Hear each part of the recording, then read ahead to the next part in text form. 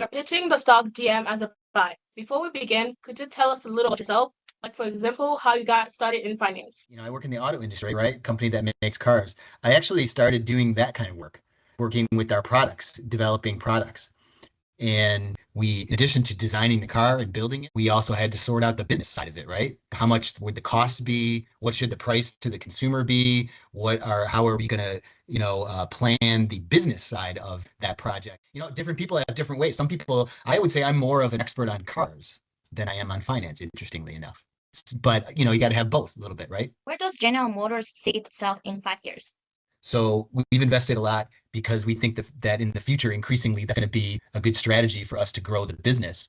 But we've invested a lot in the future of electric vehicles, and some of those vehicles we offer to people today, and it's really helping us bring new people into our brands. There's also a technology called autonomous vehicles, self-driving cars. If we can use technology, including AI, but all other things, cameras, sensors, we can prevent or reduce the amount of times that cars hit things, frankly. Our business runs on making our customers happy. Safer cars that have great quality that people love, right? We're number one today in the US market in all of what I just talked about. But to stay there, we're going to want to grow based on emerging technologies like EVs, self-driving technology, and connectivity. What part of the business is currently ignored or underappreciated by Wall Street that has more upside potential than the market believes?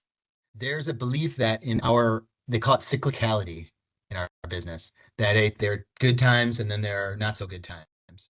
And GM has, we've broken out of that a little bit, and we call it breaking cyclicality, meaning we have to deliver for our customers all the time at the highest level we can. We've proven that we can deliver good results even when the situation around us, we can't control what happens, right, in the world in general, right? And a lot of times when there's issues globally, it has pulled our industry down. And we've actually been able to perform well and keep delivering for our customers, even during periods of time where there's uncertainty. So what can you share about General Motors that will have the investors excited? We can do all that stuff at a really high level. It performs really well. Our customers love them. And these are good businesses to be in. And that success, the biggest thing we do is we reinvest, right? So when our business is doing well, which it has consistently for like a decade, and we're investing in the future, we can expand our manufacturing, right, to build more products, employing more workers.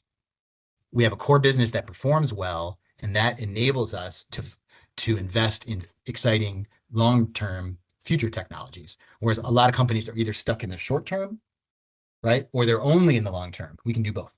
What advice would you have for someone in middle school who is interested in investing?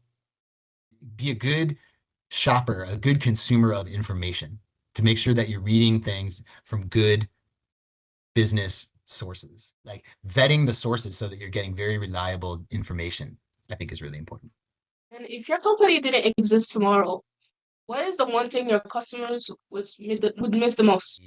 Actually was in Boston not too long ago at Harvard, because they were doing a study on this to find that the healthcare communities, that local healthcare is better when the auto industry succeeds.